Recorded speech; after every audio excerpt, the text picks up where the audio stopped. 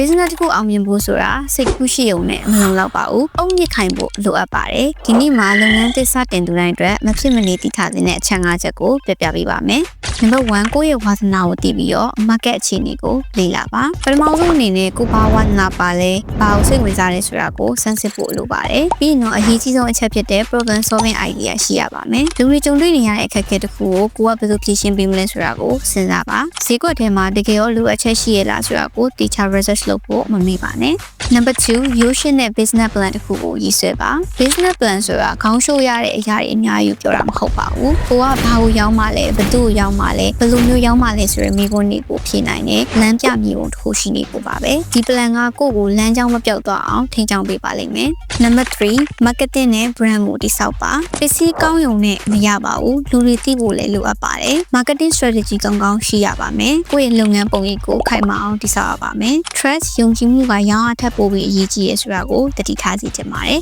Number 4ငွေကြေးစီမံခန့်ခွဲမှုကိုနားလည်အောင်လုပ်ပါ business ရဲ့အသက်ကငွေကြေးလည်ပတ်မှုပါပဲဝင်ငွေထွက်ငွေနဲ့အမြတ်ကိုသေချာတွက်ချက်တတ်ဖို့အရေးကြီးပါတယ်ငွေစီးမနိုင်ဘူးဆိုရင်လုပ်ငန်းကဘယ်လောက်ပဲနာမည်ကြီးကြီးကြာရှည်ရက်တည်ဖို့ခက်ခဲပါလိမ့်မယ် Number 5 customer ကိုအမြဲဗဟုပြုပြီးတော့လေ့လာပါနောက်ဆုံးချက်ကတော့ customer ရဲ့စကားကိုအမြဲနားထောင်ဖို့ပါပဲသူတို့ရဲ့ feedback တွေကကိုယ့်လုပ်ငန်းကိုပိုကောင်းလာအောင်လုပ်ဆောင်ပေးပါလိမ့်မယ်ဒါအပြင်စီးပွားရေးနယ်ပယ်ကအမြဲပြောင်းလဲနေတာဖြစ်တဲ့အတွက်ကြောင့်မို့လို့ကိုယ်တိုင်လည်းအသစ်တွေကိုအမြဲတမ်းလေ့လာနေရပါမယ်ဒီ၅ချက်ကိုသာအခြေခံကောင်းချထားနိုင်နေဆိုလို့ရှိရင်ကိုယ့်ရဲ့လုပ်ငန်းကအောင်မြင်ဖို့တခြားတစ်လောက်ရှိနေပါပြီ digital marketing ကိုဘယ်ကစပြီးတော့လေ့လာမလဲမသိဘူးဆိုရင် DGSA ရဲ့ free mini class ကို join ဖို့အတွက် smart AI marketing လို့မှန်ခဲ့ပြီပါ